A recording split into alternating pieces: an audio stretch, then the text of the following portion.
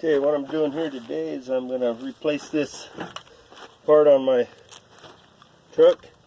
This broke on the old one underneath there, so stay tuned. Here we go.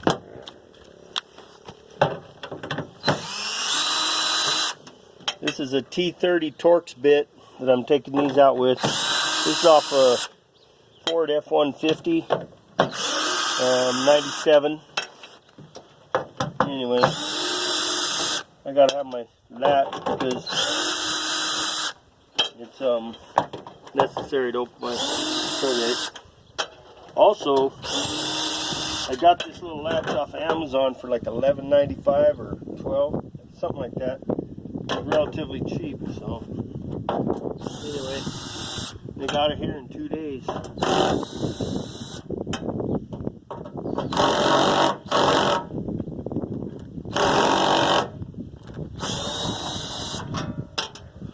Alright, we'll take this little panel off, set it aside.